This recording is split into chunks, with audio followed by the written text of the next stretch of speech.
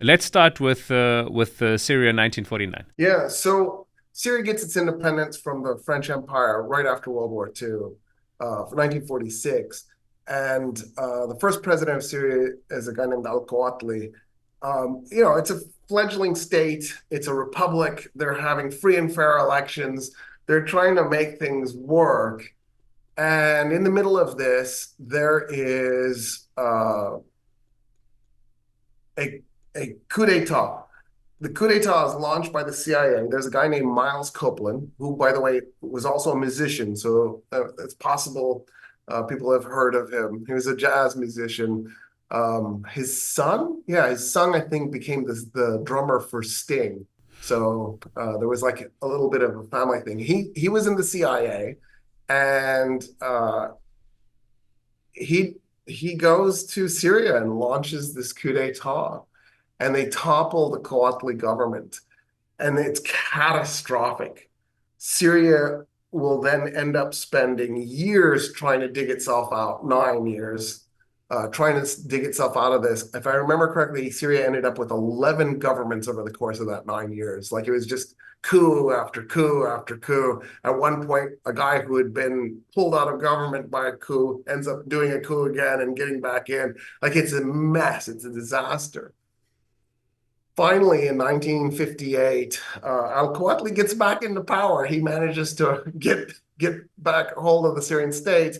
He examines it, he looks it over, and he concludes Syria has collapsed, that it's a failed state, and that there's really nothing he can do to stop it from truly becoming failed. And he went to Gamal Abdel Nasser, the president of Egypt, and said, "You want to unify the Arabs? Let's start right now. Unify with Syria." Nasser said, "This is a disaster. I'm not ready. Egypt's not ready. We don't have the infrastructure. We don't have the political system. We haven't built the institutions necessary to do this." And Kouatly goes, "Look, this is going to end two ways. A, Egypt annexes Syria and we become the United Arab Republic, or B, Syria goes communist. The communists are on the brink of taking over the state." And Nasser was a fierce anti-communist. He was a socialist, but he didn't have any use for communists. And so Nasser basically went, "Fine, I don't want Syria to go communist." And he annexes. And of course, that's a disaster. Nasser literally became paranoid. Abdul Hakim Amr was a terrible guy to have being in charge of this. He was a narcissist who only thought of himself. So the combination of Nasser's paranoia and Abdul Hakim Amr's incompetence, the Syrian military does a coup and pulls Syria out of the United Arab Republic after 3 years. It doesn't help much. Syria is still having coup d'etat after coup d'etat. Syria has not had the best post World War II experience. Take me back. Just what were the motivations for the CIA coup back in 1949? Why did they do it? So this is like I have a better chance of telling you the motivations for Mossadeg's overthrow. I At some level I think it was an experiment to see if they could do a coup. And they were like, "Can we just let's just pick a random country, go in there and take it down." And the reason I'm saying that is because Syria wasn't an oil-rich state.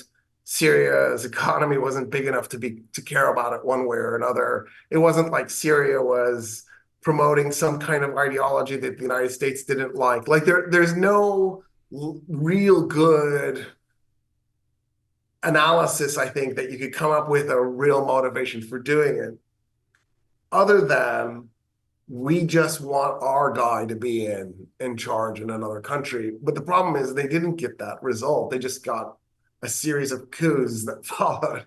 So if that was their goal, they failed on a really grand scale. But Kouatly was no threat to U.S. foreign policy. He wasn't, in a position to do anything serious against anybody or anything. So it doesn't feel like it has the kind of logic that what happens in Iran has.